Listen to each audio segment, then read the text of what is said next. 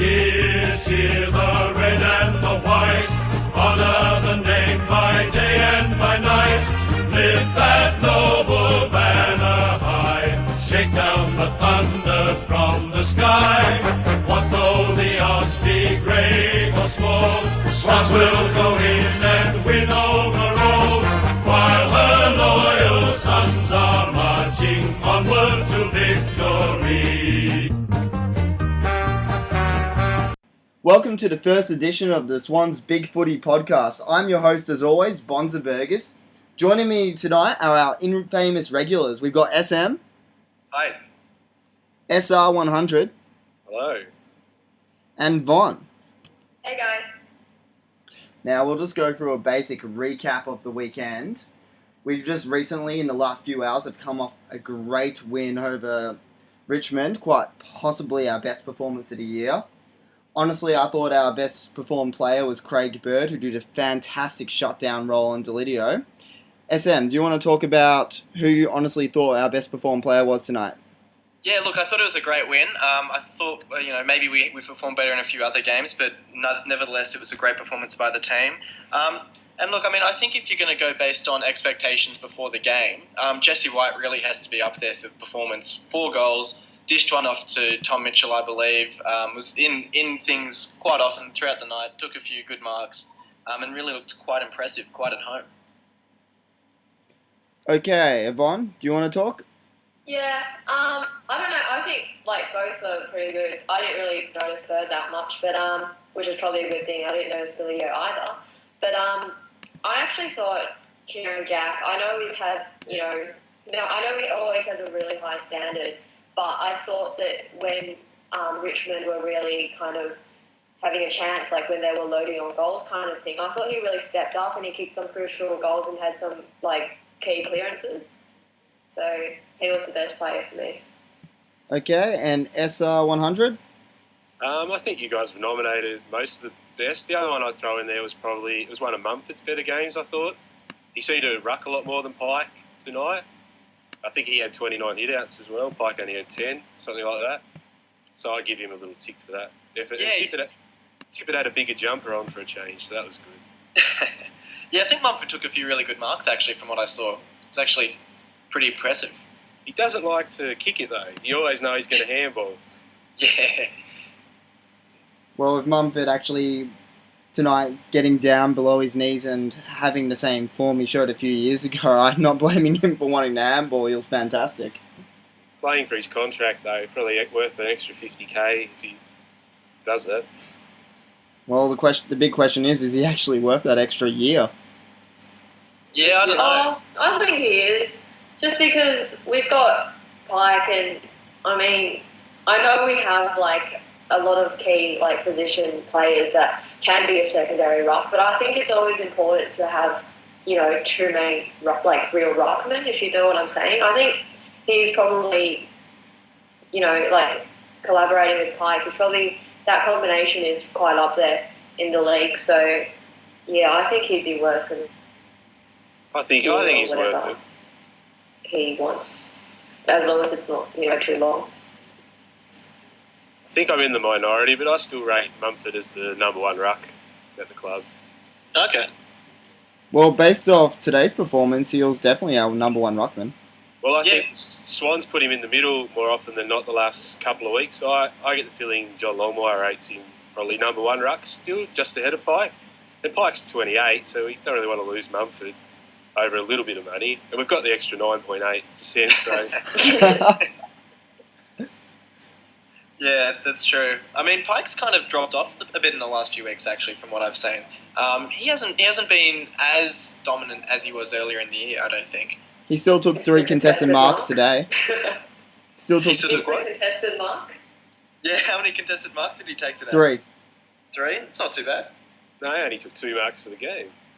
Okay, I've got the wrong statistic. 1 second. We don't have to get all Bruce McAvaney on it. Oh, I'm sorry, I'm getting him mixed up with Jesse White. That's my bad. Jesse White took 3. Jeez.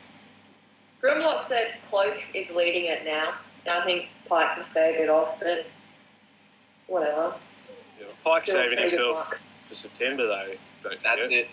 Yeah. And a getting lot his of pace. and a lot of Pike actually dropping off is simply due to Tippett coming back into the side. That's a good point. Yeah. And how was Tippett? Tippett was pretty good as well. There's another one. Certainly provides a contest. Always solid for 2 to 3 goals extra a Yeah, game. I don't think he's kicked less than 2 goals in a single game for us yet. He's I'm good. starting to worry we're becoming a little bit too Tippett orientated. I don't know, there were just some contests today which could have gone to someone else, but we kind of looked at him first, and it was just kind of, reminded me back in '05 when we just really looked at Barry Hall. But obviously we had a strong forward line, but,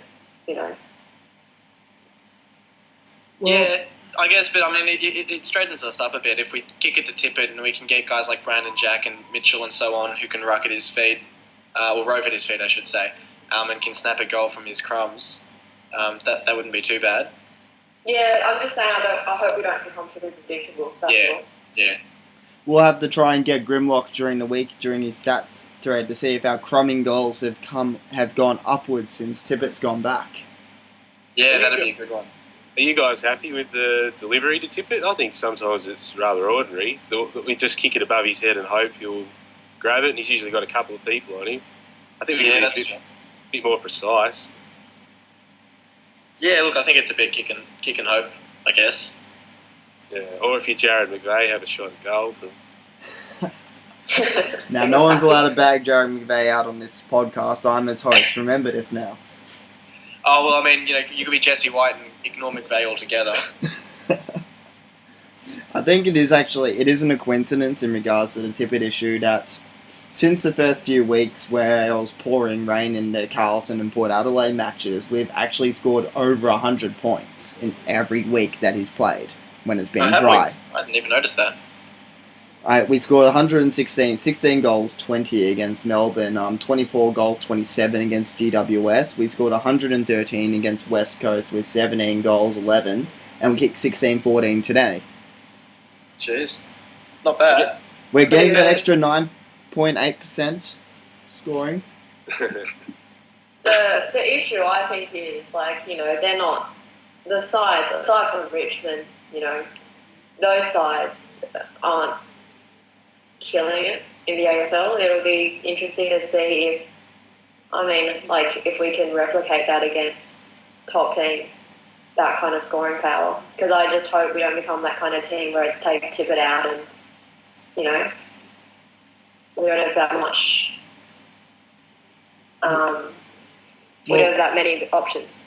Well, in defence to West Coast, they were actually, before we played them, they weren't in bad form. They put up a solid fight against Fremantle until late in the last quarter the week before, and before that they had beaten Adelaide up in Adelaide, and before that I believe they put up a pretty good fight against Hawthorn. So Yeah, that's true, actually.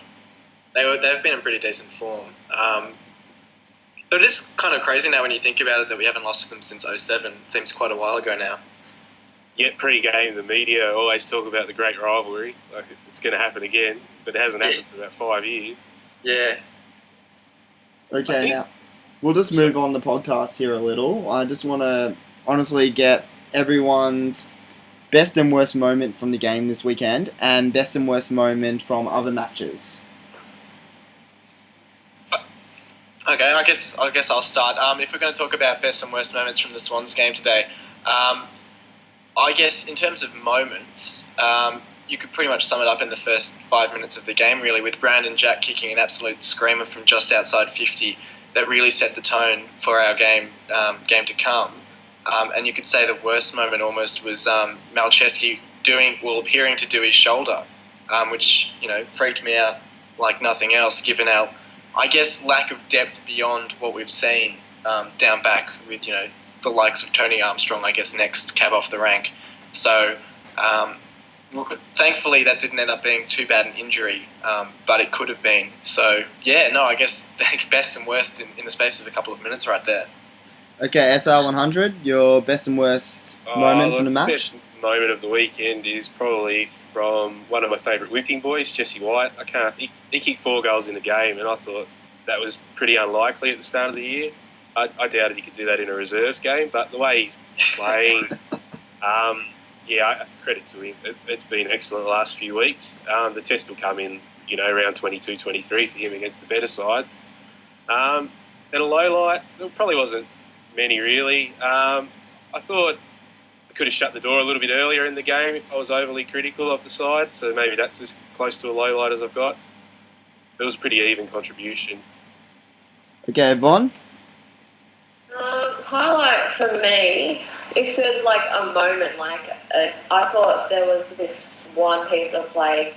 It was absolutely amazing. I don't actually know what happened because they replayed that play. It was when McVeigh took it from their forward 50 straight into ours. But I think him and Rampy were kind of passing it around, and I think they replayed it because McVeigh actually took the ball over and should have been behind. I don't really know what happened there. But I thought that bit of play, that was just perfect. Like, the end-to-end football. Yeah. Yeah. Do you know, Bonds, do you know what I'm talking about? Off the top of my head, I think that was a play in the third quarter. Or was that coast-to-coast goal? Yeah, third quarter. It's a great bit of play. Probably the highlight. Okay, well, for me personally, my highlight and low light of the match are both from the exact same moment when Jesse White bombed that goal from outside 50. Now, the highlight was obviously the ball going straight through and Kurt Tippett with the reverse lock hold on Rance. And the low light was Jesse White not lowering his eyes beforehand and McVeigh getting quite annoyed about it. I reckon we had a when few he passed players off to Mitchell loose in the fourth quarter. I reckon when White passed it off to Mitchell in the fourth quarter, that was his sort of even upper, so he could kind of say afterwards, "Look, I can play team game and pass it off." At the time, though, did you guys think he should have passed it? I didn't, because I think he's actually one of the better shots for goal in the team. Yeah, I agree. I reckon White's one of the most accurate kicks in the team. Did White actually see McVeigh? He didn't even lower his eyes. He just, as soon as he took the mark, he turned around. I thought he was in a scoring opportunity, so I don't know if you should always, if we've got players in a scoring opportunity, I wouldn't have seen it because I would have turned around to look. I think it was pointed out to me at the game that I think White was actually took the mark and then turned his back on goal. And you hear a few forwards kind of say when commentating, that's kind of the worst thing to do because it shows that you kind of, your eyes are only for goal and you're not looking for whether there's a teammate and a better option. And so I think him turning his back was probably more of the issue than maybe ignoring McVeigh altogether. Like, for instance, I'm glad he passed it off and evened it up, though. It showed that, he didn't mean anything too bad. And he did slot the goal, so we can't lambast him and exactly. get too annoyed about it. Can I say my low light? Yeah, go for it. My low light was definitely Brandon Jack getting subbed out. I was saying this during the whole game. Jack to Jack goals they're just so adorable. I love it when two brothers goal, and I was just so depressed when Brandon Jack was subbed out. That was my low light. Yeah, I have to say I do know what you mean. I think there was one passage where Kieran lost possession and Brandon grabbed the ball, and it does kind of add a little bit to it when it's the brothers kind of getting it from each other. Admittedly, the commentary actually picked up on it when they do screw up eventually.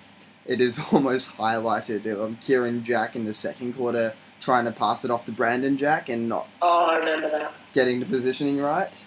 And it's like, where are your psychic brotherly powers? Where are they?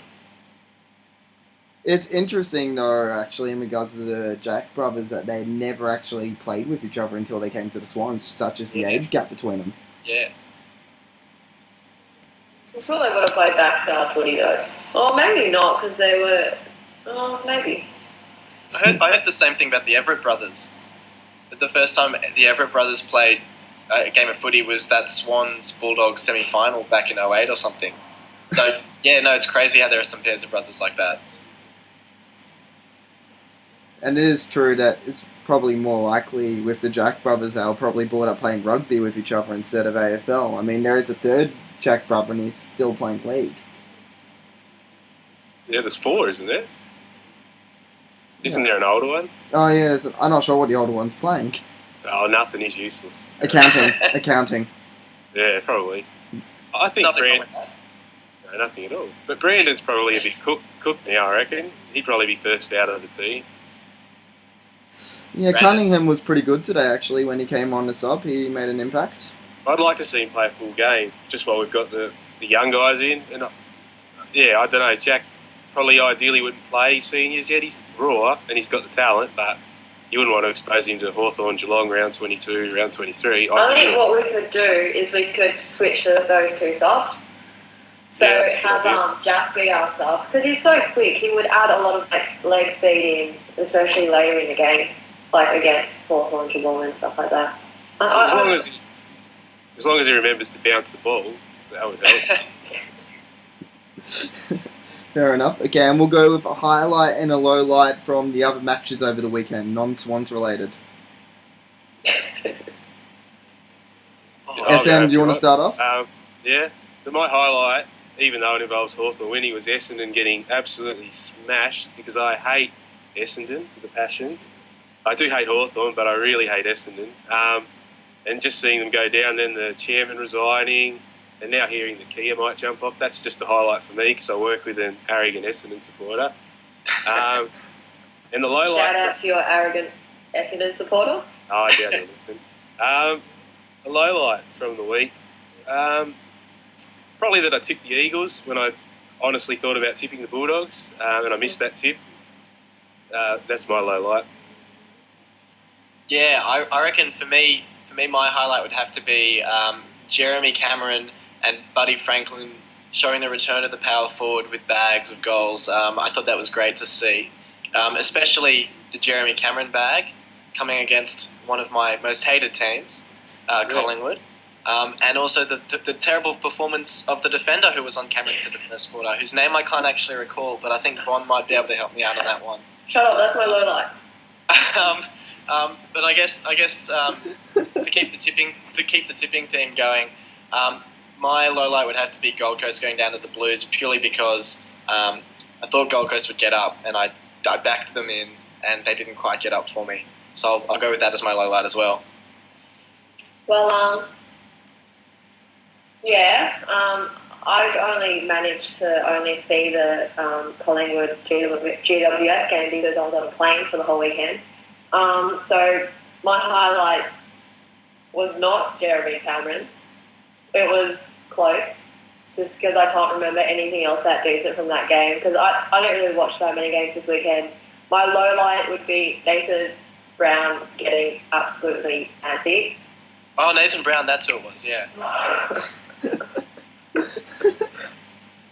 Okay. Yeah, I was pretty heartbroken. I've gone back. Well, my highlight from the weekend from the other matches was Essendon getting smacked, same as SR 100. Really helps our top four hopes. And as for the low light, I was very disappointed with Brisbane's last quarter in the Port match. I really had actually hoped to see them get up and make finals this year. Oh, they'd only be cannon fodder.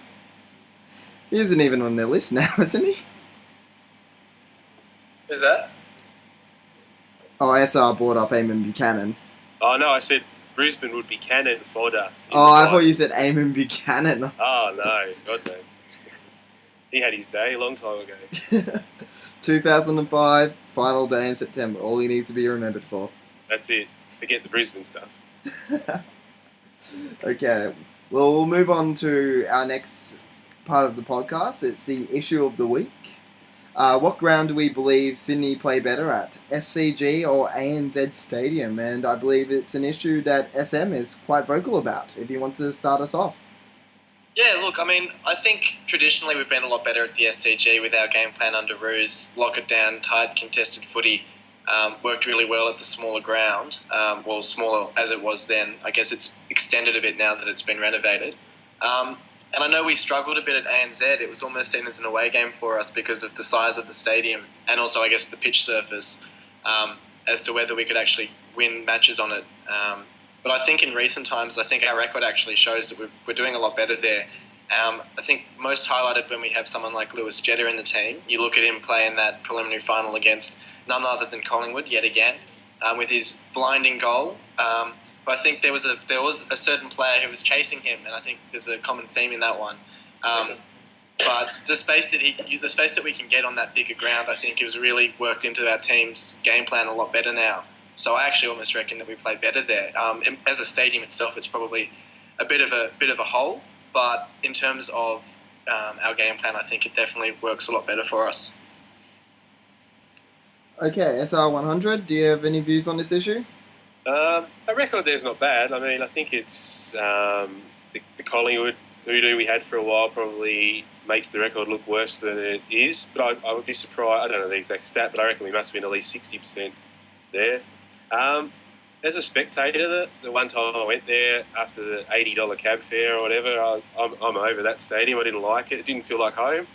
And it seems odd to me to play 8 games a year at the SCG and then not play a final there, give away any advantage we have. And it's and I mean, I'm not in Sydney, but it seems like it's more of a rugby ground in terms of they pull the seats out and rough the turf up a bit. So I'd rather play finals at the SCG. Von?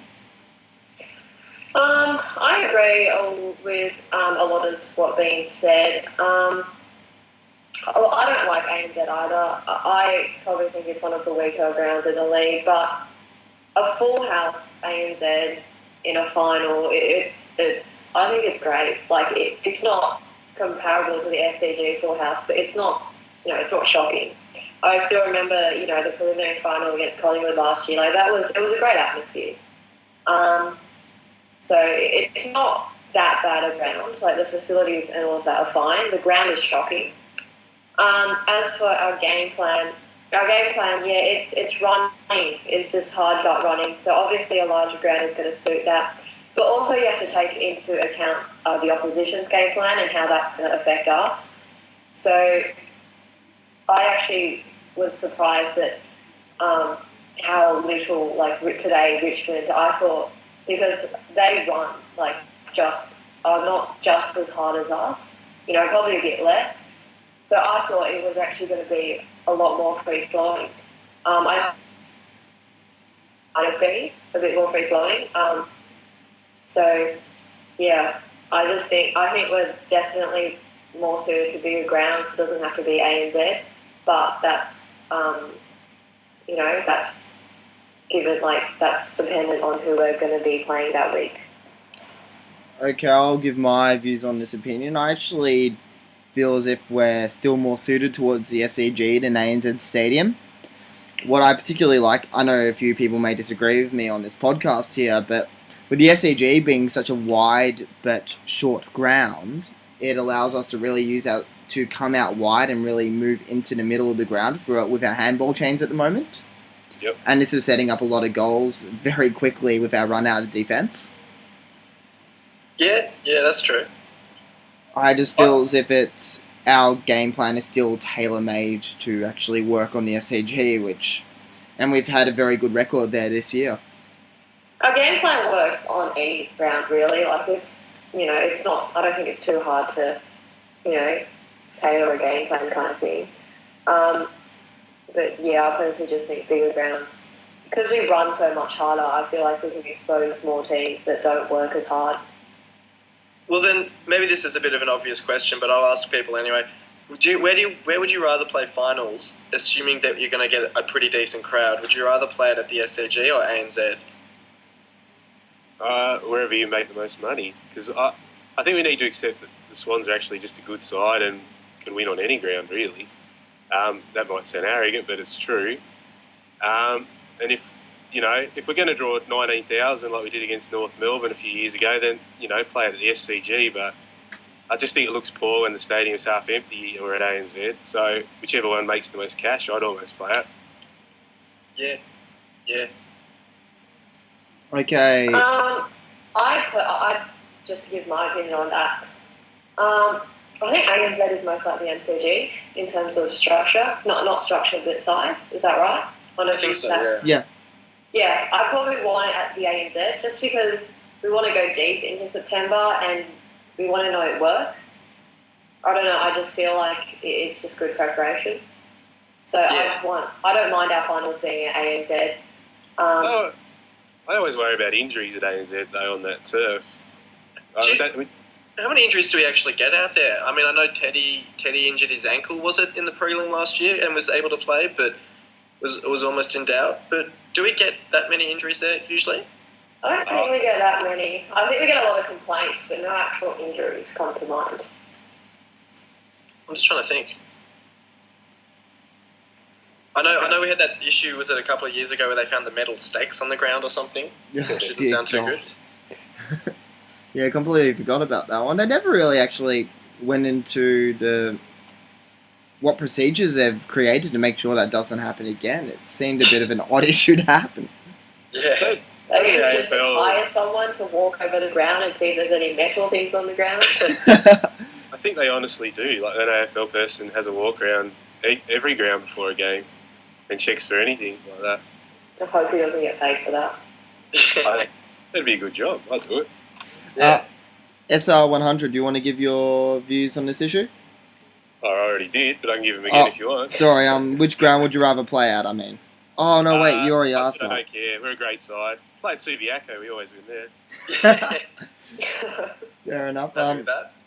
Personally, I would rather play our games at the SCG. I feel as if it's a harder ground for an opposition to come to, especially if it's a Victorian-based club. As was stated, ANZ is pretty similar in dimensions to the MCG. I would rather play at a ground that will completely throw off the opposition and give us our best chance of going forward. ANZ's actually, it's 128 metres wide and MCG's 146, so it's a lot thinner than the MCG, whereas the SCG's a wider ground. So I'm not sure that it's that similar dimension-wise.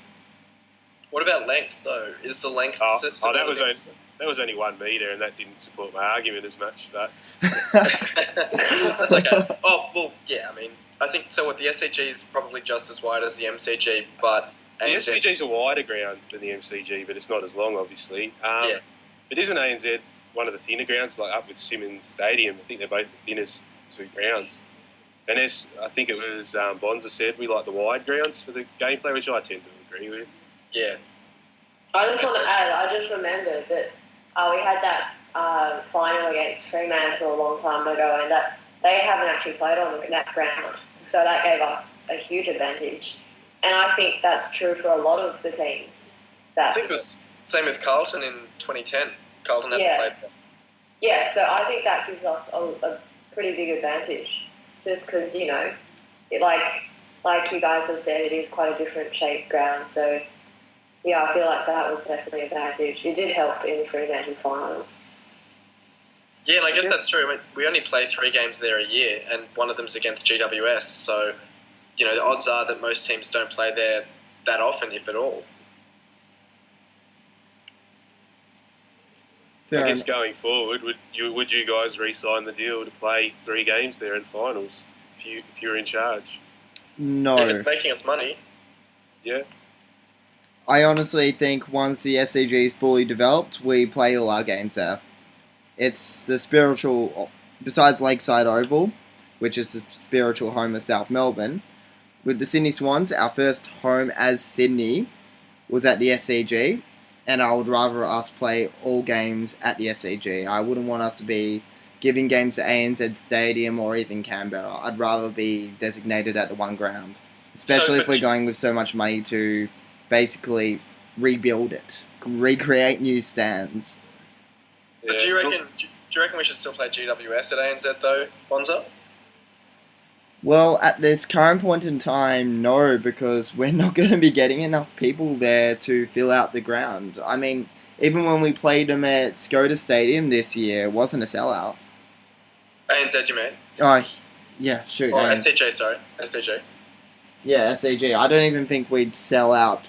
We didn't sell out SCG, and I don't think we'd even sell out Skoda Stadium with their fans. Yeah, so do you reckon we should play their home game at Skoda and our home game at the SCG? Yes. Okay. I fully agree with that. Vaughn, do you have any thoughts on this one? Yeah, we're not going to fill out ANZ over in GWS. Yeah, just no. Well, maybe like in a few years when they get a lot better and they get more support, but I really can't see it rivaling what West Coast and Freo have got going on. I can't see it getting to those proportions. So I don't think ANZ rule should come into the equation. That's just what I think. Well, it's interesting. I mean, if we get poor crowds against GWS there, do we make a loss on that, or is that almost all pure revenue for us? Is that like, I'm just trying to figure out how that deal works and why do we seem so keen to resign? It might be AFL subsidised. Okay. Like most things for us. Which every opposition supporter wants to hear. Yeah. Okay, we'll move on now. Each week, SR100 is going to give us an injury update. If he wants to take us away. Yeah, well, obviously the big news is that Alex Johnson has to have another knee reconstruction operation. Shocking news.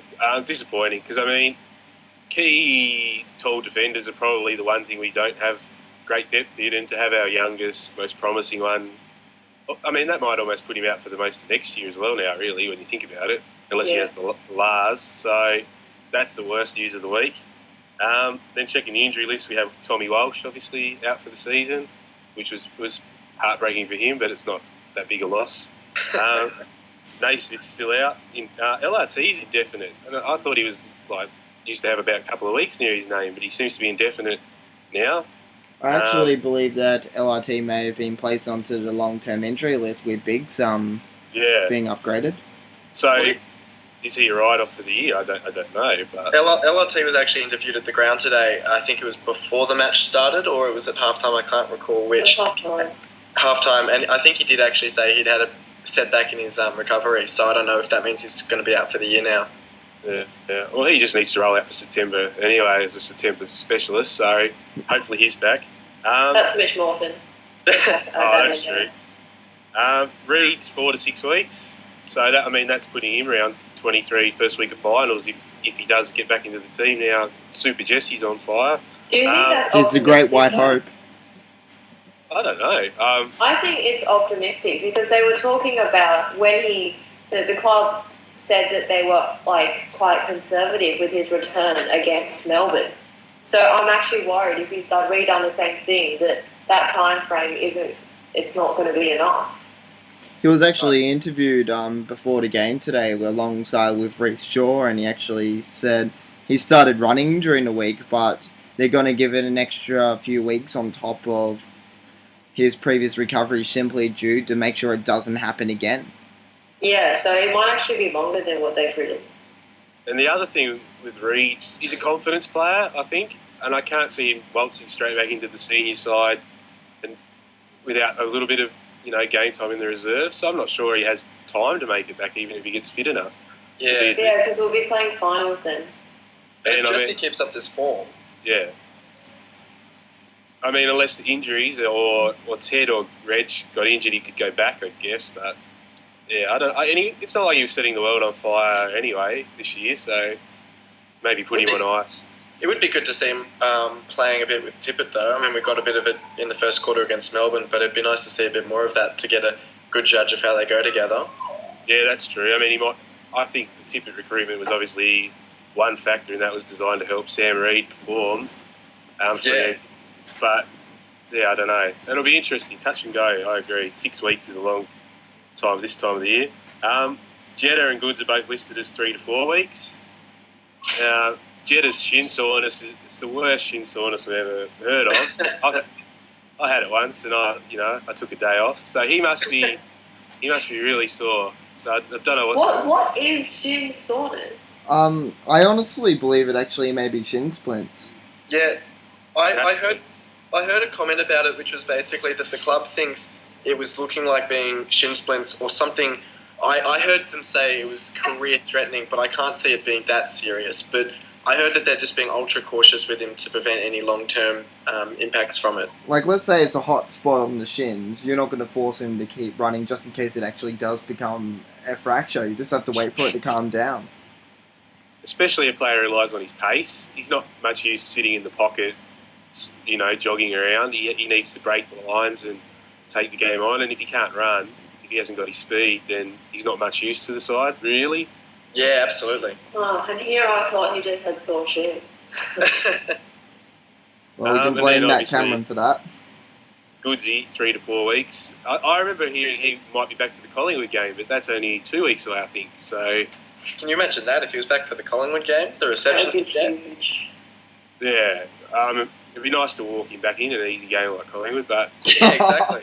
yeah.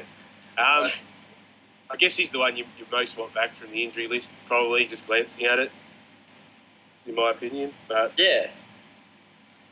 We've also got to regain Ben McGlynn soon from suspension. Oh, Benny. Is he injured? Because I remember, did he have an No, injury? he's injured. he subbed off, didn't he? He did his Yeah. hamstring. So do we know if he'll be fit for a return after his suspension? Knowing our luck, no. From what I heard with his hamstring, it was only a pull or a slight strain, so it would have only been a 1 to 2 week injury to begin with, Right. anyway. Right, okay. Well, was he? Because I remember when we were at the game, they sometimes just put like videos up, which they have on TV sometimes. He was in the background. Was he running? Do you remember that, SM? I can't recall that one, so I'm not too sure. No, so I Okay. don't know. Well, I thought when he was subbed out, it was just precautionary. But I remember reading somewhere that they feared it was a bigger issue. Like they thought that it could potentially be a bigger issue. So obviously, I hope McVeigh is back ASAP. Well, McGlynn's not actually on the club's injury list, but I mean that seems to be a work of fiction this year, so I don't know. But he's not listed as injured. Okay, well, that's always good news. And then obviously today we had Malcheski with his shoulder, which we don't know how serious that was yet. I think if it was really serious, they You'd would have have been subbed subbed him out. Because Yeah. by that stage, we were pretty much home.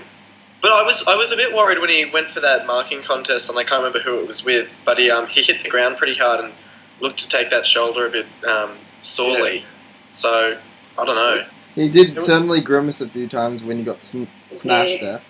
And we actually But- activated the sub a lot earlier. Like Longmire's not one to pull the sub in the third quarter if he doesn't Yeah, have that to. was surprising. I think it was because we had already won the game with respect to Richmond. Yeah, I agree. But then So why he would wanted you to sub? give Cunningham as much of an opportunity to run as he could. I thought that was what it might have been. Yeah, but then why wouldn't you sub Malcheski if you saw though? That's all I was thinking. I Yeah. agree, Yeah. Cunningham a run, but why not? Look, I honestly think he didn't think we had to match one. He had just subbed out Brandon Jack because he hadn't really touched the ball since the first 10 or so minutes in the match, and Cunningham is a pretty similar like-for-like replacement. Yeah, true. Yeah, that's true, because, Cunningham would have had to replace Malcheski otherwise, I guess. And whilst... But he's played half-back in the reserves before. Yeah, apparently, Badger, I think, was reporting that he'd come into the team and play on the half-back flank, but he lined up on the half-forward flank. So, yeah, who knows?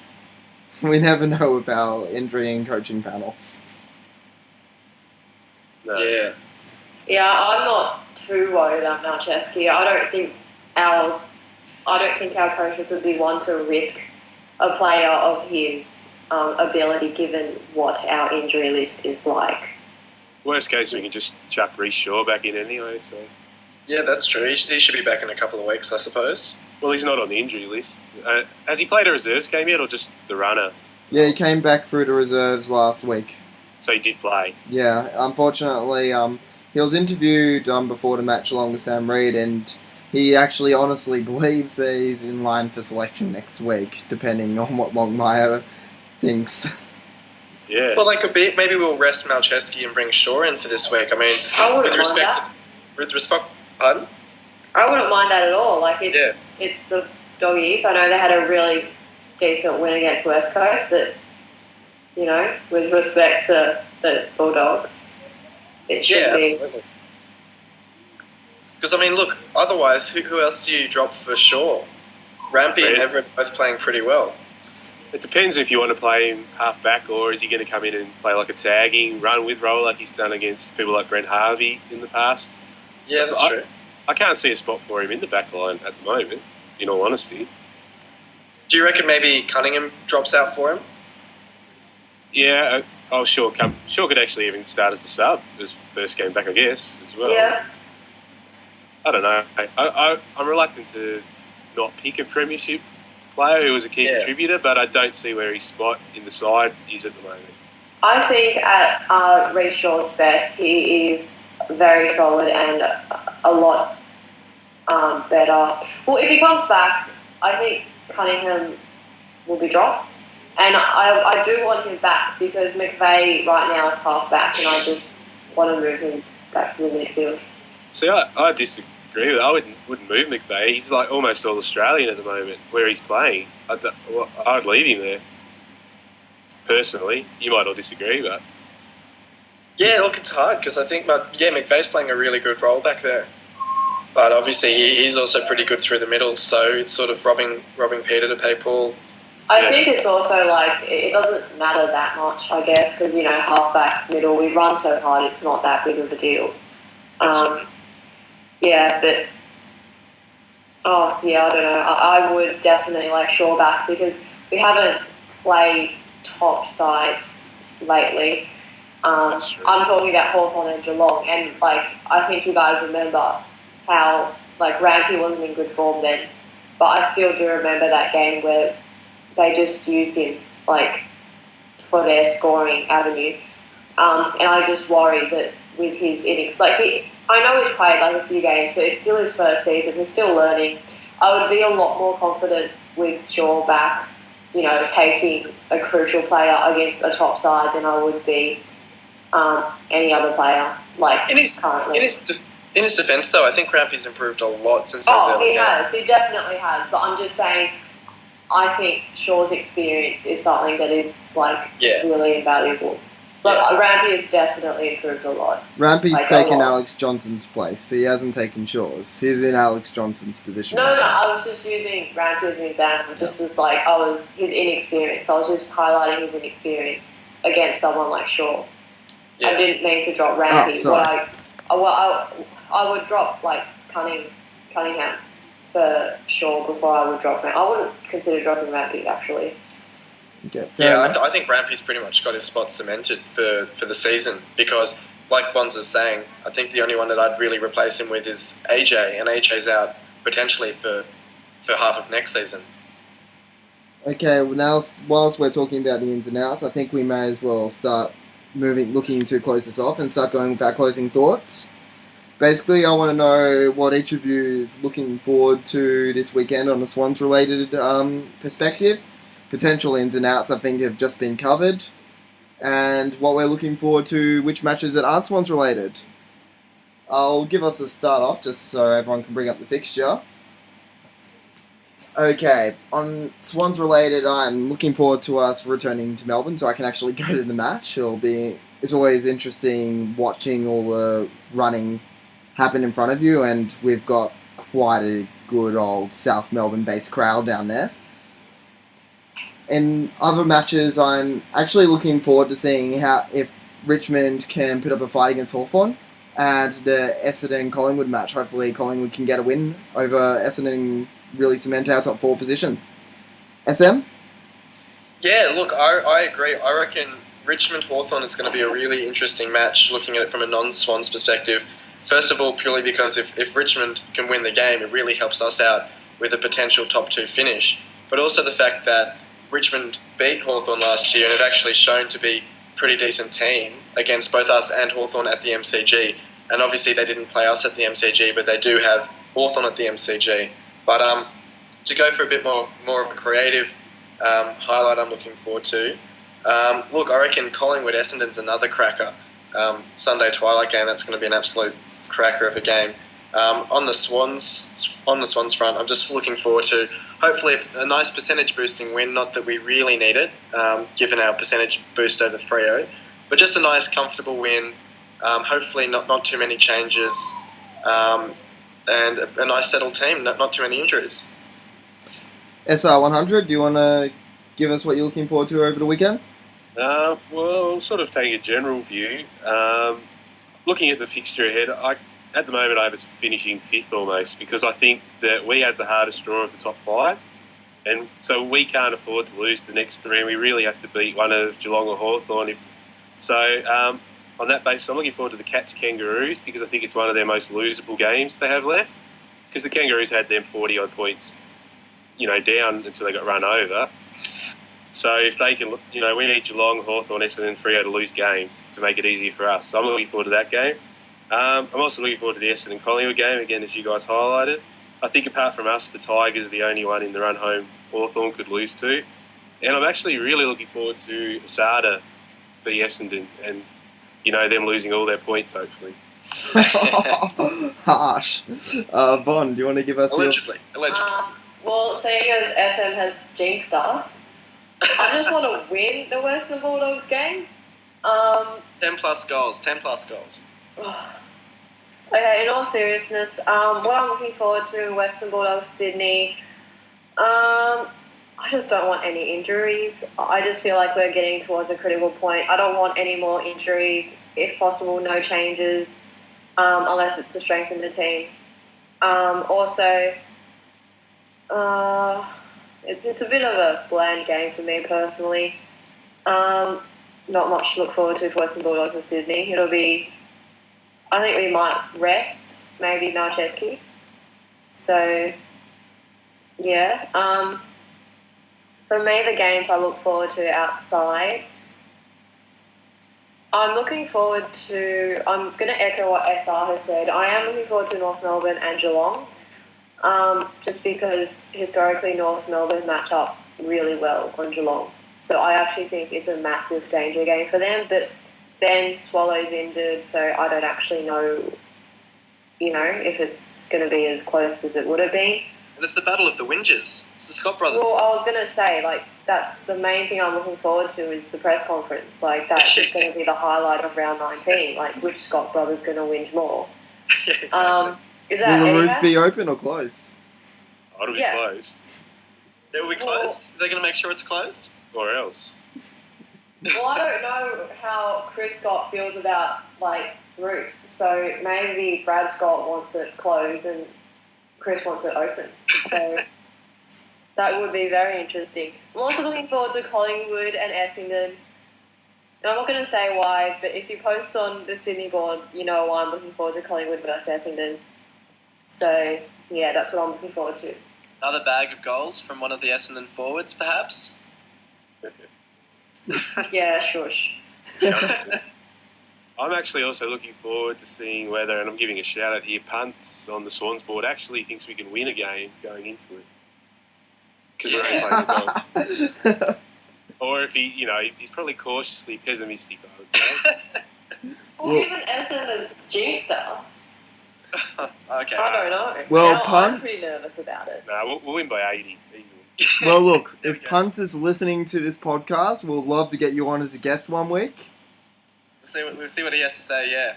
Give me a message, Punts, Bonzerburgers, send me a PM, and I will get you on this podcast, and we can get your very well-respected views on this podcast. He loves my work, he'll be on. Yeah, absolutely. Okay, well, we're going to have to cut it short there for tonight. This is Bonzerburgers as your host. SM, do you want to say anything before you get cut off?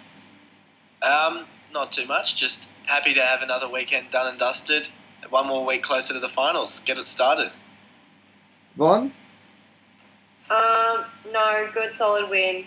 And Nathan Brown will play a much better game next week. And SR100? I'd just like to thank anyone who made it to the end of this podcast and actually listened to the whole thing. You have my, appreciation and sympathy. Is this when we put in a secret message for all the listeners who got all the way to the end? This is where we give Fox Footy our contact details for the contract to be sent to. Yeah, absolutely. We can be part of club night. Who wants to watch Essendon and Collingwood? Well, let's get us in this one's Big We 40. should have a code word and they should quote it in this thread. And if they quote it, we should give them some kind of prize. Yeah, I agree. I don't know. Grundy's fluoro boots. Kicking lessons with Heath Grundy. Yeah, Heath Grundy. Okay, everybody. The code word for this week is Grundy's fluoro boots. If you quote this in the thread, you will get recognition from SR100, Von, SM, and Bonzerburgers. Thank you for listening, and good night.